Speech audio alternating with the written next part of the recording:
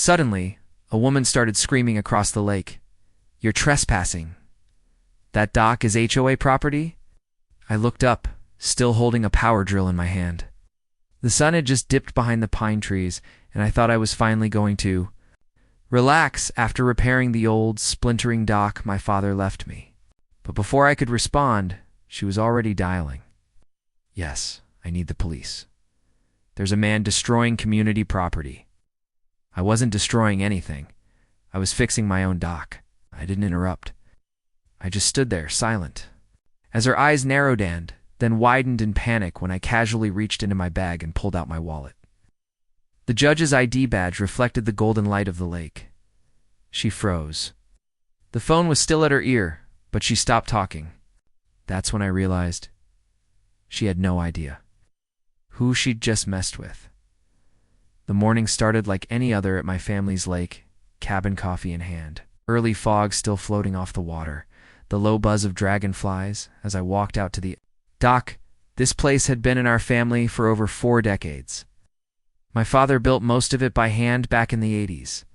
And although the world around it had changed, more HOA regulations, fancier cabins, and city people buying summer homes, we always stayed quiet, respectful, and under the radar.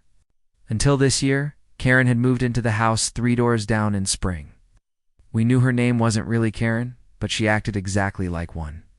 Clipboard in hand, she paced up and down the lakeside path every morning, taking pictures of boats tied too loosely, chairs not matching HOA paint guidelines, and God-forbidden unauthorized construction. She never said hello. She just glared. But we let it go. The dock needed work. That was true. The boards had softened from years of water damage. One good misstep, and someone would end up with a broken ankle or worse. I decided to fix it myself. Quietly. No contractors, no noise. Just me, my tools, and a weekend away from the courthouse where I work 60-hour weeks. It was meant to be peaceful. That peace lasted until Saturday evening when Karen saw me tightening bolts on the docks. Support beams. She came out screaming. "You didn't file a modification request? This is a violation." She stormed closer, recording me on her phone. "Do you live here? Are you even a member of the HOA?" Stood wiping sweat off my forehead. "This is my family's property. I'm repairing the dock for safety." "You're not authorized," she yelled, finger shaking in the air. "This dock is part of the shared shoreline. It belongs to all of us." I kept calm. "This dock is on our parcel, built before the HOA was even established." "Lies," she hissed. "I'll have you fined or arrested." That's when she pulled out her phone and called the cops. Now, I've been a judge for 17 years, seen everything from domestic violence cases to corporate fraud, but this was new. Being falsely accused by a neighbor who didn't even know my name. When the deputy arrived, Karen was practically dancing. "Yes, officer, that's him. He's vandalizing HOA property." The deputy, a tall guy in his 30s, looked from her to me. "Sir, may I ask what you're doing?" I handed him my ID. "I'm Judge Michael Carter. This dock belongs to my family. I'm repairing it." The deputy blinked. He looked down at the badge, then back at me. His posture shifted instantly. "Understood, Your Honor. Just a moment." Karen's smile vanished. "What?" she asked. "Wait, what do you mean, Judge?" The deputy turned to her, now noticeably more formal. "Ma'am, I need you to step back while I clarify the property lines." "No, he's lying. He's not a judge. This is community land. I've got photos. He's building illegally." The deputy pulled out a tablet and checked the parcel map. "Actually, this dock is clearly within Lot 17's private boundary." That's Judge Carter's property." Face went white. But she didn't stop. "Fine," she snapped. "Then I'll be taking this to the board." He still didn't file a request. "There are procedures." I sighed. "Karen. Oh. Did you ever check when this dock was built?" No. Answer. Just stood there, trembling, breathing hard. 1985, I continued. Predates your HOA by over 2 decades. Karen's eyes darted to the deputy, but he shook his head. "I'm afraid there's no violation here." Filing a false report is a serious matter, ma'am. Her mouth opened, then closed. You're lucky I don't press charges, I said, walking past her. But let this be a warning. Harassment works both ways. The deputy stayed behind to finish his report while I packed my tools. But I knew this wasn't over. Later that night, I found an anonymous letter nailed to my cabin door. We don't want people like you here. The lake is for real residents. Sell or suffer. And that was just the beginning. The sound of the nail piercing would echoed louder than it should have. I pulled the letter from my cabin door and unfolded it slowly. Even though I already knew the tone, you don't want people like you here. The lake is for real residents. Sell or suffer. The handwriting was shaky, angry, the kind that burns through ink like the person couldn't hold back. I looked around. Darkness had swallowed the lake. Crickets were loud. Somewhere a loon called out, but the path was empty. No footsteps, no motion, just that note in my hand. And a growing certainty in my chest. This wasn't just about a dock anymore. This was personal now. And someone wanted me gone. I stood there for a few seconds, letting the silence stretch. The wood creaked beneath my feet. This cabin was my father's legacy, and now my quiet escape from the courtroom chaos. But tonight, the quiet felt like a threat. I stepped back inside and locked the door, triple-checking the deadbolt. Wasn't scared? Not exactly. I've sentenced murderers. Survived threats. Even had a panic button installed in my chambers back in 2017 after a high-profile gang trial. But fear wasn't always loud. Sometimes, it crept in through handwritten notes and HOA neighbors who smiled too wide. I placed the letter in a Ziploc bag, sealed it, and slipped it into my briefcase. Evidence. Habit, old training. Then I sat by the fireplace and reviewed the timeline. The dock had been untouched for years. I filed no formal request to the HOA because I didn't need one. Not for simple repair on a grandfathered structure. Karen's outburst, her false call to police, and now this letter. It had escalated fast. Too fast. The next morning I walked the shoreline path early. Mist hovered inches above the water. I didn't bring tools or coffee, just presence. To be seen, 3 neighbors passed, 2 nodded. One looked down and walked faster. And there she was, Karen, standing on her porch in a white robe, watering a hanging plant like nothing had happened. Morning, I said. She flinched, then turned. Oh, she said, still here? Of course, I said. Cabin's still mine. So's the dock. She smiled, but it didn't reach her eyes.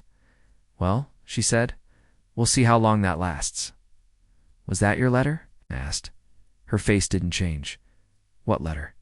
The one nailed to my door? Threatening me. She blinked, then gave a dry chuckle. Judge or not, you're clearly not used to how things work here. We protect our community. Outsiders who think they can ignore rules don't last long. I grew up here, I said. I was swimming in that lake before your house even existed. Kieran narrowed her eyes. You might want to rethink your attitude. The HOA board has power. I have power too, I said. And I'm not afraid. To use it, I walked away before she could reply. By noon, my phone buzzed. A message from my neighbor John, one of the quiet ones. We barely exchanged a dozen words a year. It read, we need to talk. Meet me behind the boathouse. 3 p.m. Come alone. Didn't know what to expect, but I showed up anyway. Was already there, gray hoodie, hands in pockets, glancing around. Like someone watching for shadows. Thanks for coming, he said quietly. What's this about? He looked me dead in the eye, the letter. That's not just Karen. She's part of something bigger. I frowned. Go on. It's a group here, unofficial, some of the board members, their spouses, a few old money types, who think they run the lake. They're territorial. If they think you don't belong, they'll do whatever it takes. I'm a property owner, I said. I belong. They don't care. They've pushed others out before. Sabotage. Petty violations. Police reports. I've seen it happen. You have proof? John hesitated. No, that's the thing. They never get caught. But I heard them talking about you. Said you were arrogant. Threat. Karen didn't act alone. And that letter. That's a warning shot. Why tell me this now? He looked around again, then lowered his voice. Because I saw someone near your cabin late last night. Right before that letter appeared. And I've got 2 daughters. I don't want them growing up thinking silence is safety. I nodded, processing. Thanks for telling me, I said. But I won't be scared off. I didn't think you would, he said. Just watch your back. That night, I installed a motion camera above my cabin door. I set up another facing the dock. I wasn't paranoid. I was prepared. Then I went back inside, poured a scotch, and waited. At 2:16 a.m., the camera pinged. Motion detected. I pulled the live feed. Figure hooded fast, ran up the path, and ducked behind my boat shed. Then nothing. No further movement. No sound. Just a grainy shadow caught mid-step. The next morning, I checked the boat shed. Footprints. Deep, fresh, but nothing stolen. Just moved. Rearranged. One of the ropes used for tying off my pontoon was sliced clean in half. Deliberate, not theft. A message by Monday morning, I was back at work 200 miles away in the city courthouse. But my head was still at the lake. I filed a complaint with the sheriff's department up there and handed over the footage. They said they'd look into it. That's when I called in a favor. Detective Lena Grant owed me. We worked together. Back when I was still prosecuting, I gave her the rundown. Names, footage, timeline. I told her I wasn't asking for special treatment, just eyes I could trust. I'll drive up this weekend, she said. Stay low till then. But Karen and her circle had other plans. That Friday, I returned to the lake and found a bright orange notice taped to my dock. Immediate cease and desist. Unauthorized construction. $5,000 HOA fine pending. They weren't backing down. They were doubling down. I snapped a photo, then tore it off and went straight to the HOA office. The president, a man named Bill Henley, greeted me with fake politeness. Judge Carter, he said. You've been quite the topic lately, I noticed, I said. What's this fine? Violation of structural modification codes. Section 12B. No dock repairs without board approval. My dock predates the HOA, I said. It's not subject to 1-B. We interpret that differently, he said smoothly, and our legal team agrees. I am a legal team, I said. You want to play court? I'll see you in one. Bill smiled. We have more resources than you think, I leaned in. And you have no idea who you're dealing with. They thought I'd back down. They thought a fine would scare me off. But they made one mistake. They came to a battle of rules and law without realizing they were fighting a judge. I wasn't just ready. I was documenting every move. And when the knock came at midnight, I didn't reach for a weapon. I reached for the live camera feed, and there they were. 2 silhouettes, one tall, one short, hoods up. Flashlights off, creeping toward my cabin. But they didn't know the door was already unlocked. They didn't know Detective Lena Grant was sitting at the kitchen table. And they had no idea what was waiting on the other side of that door. 12 hours earlier. Lena arrived with her usual coffee in hand, black, strong, and unshaken by anything. You weren't exaggerating, she said after I showed her the footage, the letter, the notice from the HOA. She walked the property, inspected the shed, even studied the dock bolts. These people aren't just aggressive, she said. They're organized and arrogant. That's a dangerous mix. She asked to stay the night. I didn't argue. At around 11:52 p.m., the motion alert pinged again. This time, the intruders didn't just circle the shed. They moved straight to the back door. I killed the lights. Lena nodded silently. We waited. No panic, no shouting. Just 2 people entering the wrong cabin at the wrong time. The door creaked open. Then a whisper. Just grab something. Make it look like theft. Click. Lena stood. Up slowly and turned on her flashlight. High beam straight to the eyes. Hands where I can see them. Right now. One of them bolted, the other froze. I stepped forward. Don't move. It was the short one, shaking. Face still hidden. Lena pulled off the hood. It was Jacob Henley, the HOA president's son. He looked maybe 20. Maybe stupid, but definitely caught. Lena cuffed him calmly. You have the right to remain silent. I suggest you use it. He didn't. It wasn't my idea, I swear. Karen said she said we just had to make him uncomfortable, not I, raised a hand. Stop talking, for your sake. We took him outside and called the county sheriff's office. 2 deputies arrived within 15 minutes. We took statements. Evidence and Jacob. They didn't seem surprised. That told me something. The taller intruder, the one who ran, vanished into the woods. But not for long. By morning, the HOA office was in chaos. Bill Henley hadn't answered his phone all night, and now his son was in custody. Lena sat in the cabin reviewing footage when another message pinged, this time from John. Emergency. Board meeting. 3 p.m. Karen called it. No press, no lawyers, no residents. But I'll be there, I texted back. Record everything. Don't let them spin it. Lena and I walked into the HOA building. Technically, they couldn't. Bar me. I was a member. I owned property. But they tried anyway. Karen stood at the doorway, arms crossed. This is a closed session, she said. I received notice as a property owner, I replied, holding up the printed email forwarded by John. That was sent in error. She snapped. Then maybe you should correct your board's legal practices, Lena added. Karen's jaw clenched, but she stepped aside. Inside, the board looked nervous. 6 of them. 4 refused eye contact. One woman actually started gathering her papers like she planned to leave. Bill Henley wasn't there. It's no surprise. The meeting started with forced formality. Karen tried to frame the break-in as a misunderstanding, said Jacob had confessed.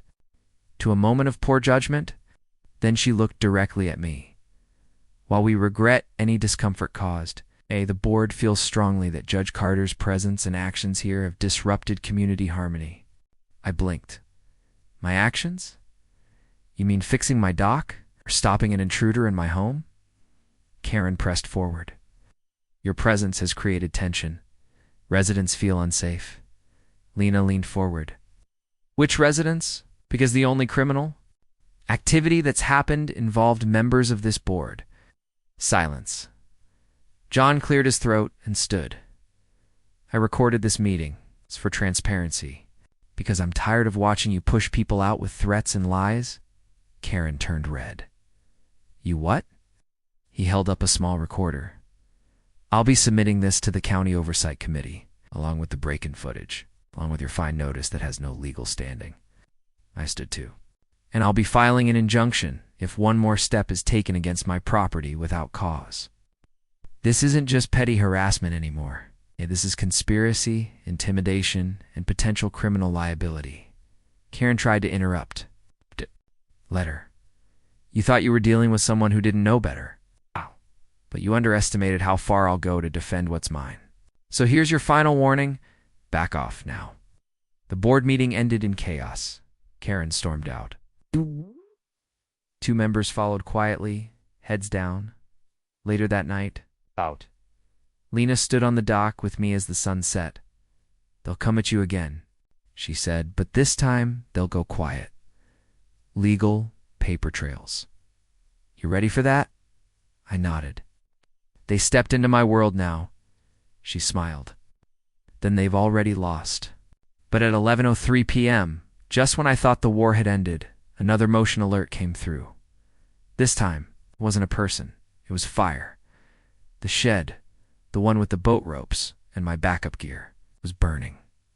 Deliberate, targeted. No wind. Just flamed on the ground near the flames. Something shined in the flickering light. It was a necklace. Gold, with a silver tree charm. I recognized it instantly. It was. Karen's the fire burned fast. Too fast. By the time I got the extinguisher, most of the shed was gone. Black timber, scorched ropes, melted tool handles. But the flames weren't the real damage. It was what the fire revealed. That charm necklace lying just outside the burn zone, almost placed there on purpose. Karen's no question. They wore it every day. Even touched it during arguments, like some strange ritual. But this time, she dropped it. And now I had a physical link to the crime. But I didn't call her. I didn't confront her. I called my insurance adjuster and started the paperwork. Because what Karen didn't know Was that a claim meant investigation? An investigation meant opening up everything? Lena took photos while I gathered receipts. The adjuster arrived by noon, a young guy named Ryan with a military haircut and a no-nonsense stare. "You got any enemies?" asked bluntly. I nodded, yeah. "About 7 of them. All wear name tags that say HOA board." He cracked. A smile, but not for long. He walked the perimeter, checked for accelerants, and raised an eyebrow. "We'll call in the fire marshal. This isn't weather or electrical. Someone wanted this to disappear. Question is, what was inside that they didn't want found?" That question hit harder than I expected, because it wasn't just tools. It wasn't just ropes. I'd stored the original deed paperwork there, old maps of the property lines, in a sealed folder my father left me, something I never opened. It was gone now. I stared at the ashes where the folder used to be. Lena noticed. "What was in it?" I shook my head, "Don't know. My dad always said, when they try to take it from you, then open this." I guess I waited too long, but Lena wasn't convinced. And neither was I that night. We went into town, visited the county record office, and pulled every file tied to my lake property. Boundaries, mineral rights, easements, historical records, and that's when Lena saw it. A note buried deep in the 1992 tax map, revised parcel ownership due to waterline change. Carter Dock remains within Carter boundary under Exception B. She blinked. Wait, Exception B. I nodded slowly. Most of the lake changed after they installed the second dam. The shore shifted. My dad kept the original dock because his lot technically extended 14 feet past the current shoreline. She leaned back. "Karen doesn't want you gone because of the dock. She wants you gone because your dock proves her dock is illegally placed." I stared at the document. Her dock, massive, multi-tiered, with lights and boat lifts, sat exactly where the map showed the Carter boundary once ended, which meant her entire setup crossed onto my land, and if I pursued it, she'd lose everything. We returned to the cabin and printed copies, all of them. Lena filed duplicates at her office and stashed extras at the ranger station nearby, just in case. Then came the surprise. John stopped by, breathless, pale, shaking. I heard them talking. Karen and Bill. "She's panicking. She thinks you're going to sue." I nodded. "I might. She's talking about shutting you down permanently, not legally. She knows she messed up with the fire." "But there's more?" Bill said something about a buyout. "A buyout?" "Yeah, not just your cabin. The entire cove. They want to develop it. Luxury rentals. They've got a developer waiting. The dock was never the problem, you were the last holdout." Lena swore under her breath. "That's why they're desperate. If your land is off limits, their whole plan falls apart, and that's when it clicked. The letters, the threats, the break-in, the arson, they weren't about an HOA feud. They were a cover-up for land fraud. And Karen wasn't the mastermind, Bill Henley was." The next morning, I drove to the county assessor's office and requested a public audit of the Henley holdings. I didn't need permission, just evidence. And the clerk handed it over without blinking. For lakeside properties, 2 recent transfers. One listed under a shell company based in Delaware, Lakeshore Asset Group LLC. Guess whose signature was on the transfer? Karen's. But the listed manager? William R. Henley. It was clear now they were laundering land, inflating value through HOA regulations, forcing out legacy owners like me so they could flip the entire region into high-profit resorts. I turned. "To Lena, we have enough." She nodded. "We don't just take this to court. We take it to the state attorney." We spent the next 2 days building the case, documenting every violation, every threat, every fraudulent signature. Lena pulled records through her contacts. I reviewed footage. John gave a full statement. But just when we were ready to submit everything, another curveball hit. A man showed up at the cabin. Black suit, clean-shaven, expensive car. He didn't introduce himself. Just handed me an envelope. Inside was a letter typed, no signature, $750,000. Sell now. Vacate in 10 days. No further contact. Or regret it. Lena read it twice. That's not a bribe. Ow. That's a threat disguised as a deal. Died. My lawyer, he laughed. Congratulations. You've officially hit the level where they're scared. But I wasn't laughing, because at sunset, someone fired a shot near the cabin. Close, loud, and very intentional. The sheriff came again. Took the shell casing. Logged it. No suspects. No arrests. But I didn't need a name. I already knew who sent the message. Karen may have started this war. Bill was running it. And now they were cornered. I stood on the dock that night, looking out over the lake. My father loved holding the last printed copy of the old map, the one that proved everything. Lena stepped beside me. You still want to fight this? I nodded. I'm not leaving. Not for any price. This isn't just a cabin. It's my ground. She smiled. Then let's make it a courtroom. 3 days before the public hearing, I got an email. Mail. Subject. No signature. Just 2 words in the body. Check attachments. It came from a scrambled address routed through 3 servers. I scanned it for malware. Clean. Then I opened the PDF at first. Didn't understand what I was looking at. Pages of internal HOA memos, spreadsheets, permit requests, land parcel overlays. But then Lena leaned over, zoomed in, and pointed. There, she said. That's the same dock permit they denied you. But here, it's approved under Karen's name, dated 2 years ago. She flipped to the next page, and this. This is a copy of your letter to the board requesting restoration approval. Sep, look, it's edited. The board submitted. A different version to the county, one that said you plan to install a floating tiki bar. I blinked. What? They forged it. Altered your request so they could reject it, then claim known compliance when you built the real dock? That's fraud. And there it was. Buried in plain sight, years of manipulated paperwork, altered forms, redacted violations for select board members. But what hit hardest was the final document, a ledger. Handwritten notes in the margin, line items labeled Quiet Acquisition Fund, Target Buyout, and next to my name, Last Holdout. Leverage HOA authority plus incident creation. They never wanted peace.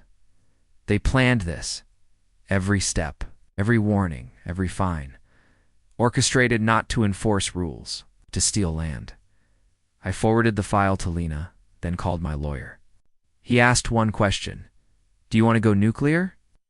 I answered without hesitation. Yes. The public hearing was scheduled for Saturday morning at the county hall. Expected routine HOA business. Some local noise complaints. Budget. Approvals. But they didn't expect what I brought. Lena entered first. Evidence binder in hand. I followed with my lawyer and John right behind me. Cameras were set up in the back. A local reporter had caught wind of a controversy brewing. At Lakeside Cove, she had no idea just how deep it ran. Karen sat at the front table in her usual blazer and smug expression. Bill Henley, behind her, whispered instructions. The rest of the board looked tired, anxious, their confidence cracked ever so slightly. When they saw us enter, the county moderator opened the floor. Karen stood first, projecting calm. We're here today to clarify recent events involving property compliance and community safety. Ow. There have been misunderstandings, Lena raised her hand. Permission to submit evidence to the record. The moderator nodded, and she walked forward and dropped the binder on the table with a thud. This binder contains forged documents, falsified permit applications, altered letters submitted under Judge Carter's name, and a financial ledger detailing an illegal land acquisition scheme involving several board members, including Ms. Karen Weldon and Mr. William Henley. Gasps, murmurs. Cameras clicked. Karen froze. Bill stood up. This is outrageous. My lawyer cut him off. You'll have your time. But you should know, the state attorney's office has already received a copy of everything we're presenting today. An independent audit has been opened into HOA finances. Karen's voice cracked. This is a setup. A smear campaign by a disgruntled John stood. I recorded your meetings, Karen. You knew about the break-in. You approved the vote to fine Judge Carter after admitting his dock was legal. And you said, quote, if we make it uncomfortable enough, he'll leave on his own. Silence. Moderator raised an eyebrow. Do you have that recording? John nodded. On file. Submitted this morning. Karen sat down. Hard. But the real twist came when the moderator addressed the audience. Before we proceed, I've been handed a sealed statement from a current board member who wishes to remain anonymous. In it, they admit to the destruction of property, conspiracy to falsify documents, and say the final order to sabotage Judge. Carter's dock came from, he looked up, William Henley. Bill stood up so fast his chair toppled. I want a lawyer. Lena stepped forward. You're going to need more than one. It's all unraveled in seconds. The board fell silent. 2 members walked out. Karen buried her face in her hands, and Bill, surrounded by questions, was escorted out by deputies, not arrested. But clearly shaken by noon, the hearing was over. The HOA was suspended pending full investigation. The state attorney issued a statement. The local paper ran with the headline, Judge exposes HOA corruption in explosive hearing. But I wasn't celebrating, not yet, because later that evening, as I walked the lake path back to the cabin, I saw a figure waiting on the dock. It wasn't Lena. It wasn't John. It was a woman in a dark green coat, arms crossed, eyes sharp. She stepped forward slowly. You don't know me, she said. But I'm the one who sent that email. I didn't speak, just waited. I was on the board for 5 years. I saw what they did, helped at first, thought it was just a better way to clean up the community. But Bill, he wasn't cleaning up. He was carving it up. She handed me a second flash drive. There's more off-the-book meetings, hidden assets, developer kickbacks. If you want to finish this, don't stop with the HOA. Follow the money. I looked at her. Why now? She sighed. What? Because I stayed quiet too long. What? And because someone needs to bury them before they bury this whole town under cement and fake rules. Then she turned and walked away. I stared at the drive in my hand. This wasn't over. Not even close. The flash drive burned in my hand like it held dynamite, because in a way it did. Inside that cheap plastic shell was leverage proof that this wasn't just about an HOA going rogue or neighbors being petty. It was bigger, dirtier, older. I walked back into the cabin, locked the door, and plugged it into Lena's laptop. The folder labeled Lakeshore_Deep contained over 200 files. But one stood out immediately. A video time-stamped 15 years ago. Black and white. Security. Cam footage. Dated but clear. A man in a suit stood near the same dock I now owned my father's dock. He was arguing with someone just out of frame. The voice was faint, distorted, but the words sliced through like razors. You said this land was clear? You were told not to come here tonight. Then came the shove. Camera caught it. One man pushed the other. Hard. The second man stumbled, tripped over a coil of dock rope, fell backwards. Disappeared into the lake. The video ended. Sat frozen. Lena stared at the screen. Is that? I nodded slowly. That's my father. And the man who pushed him paused. It enhanced the frame.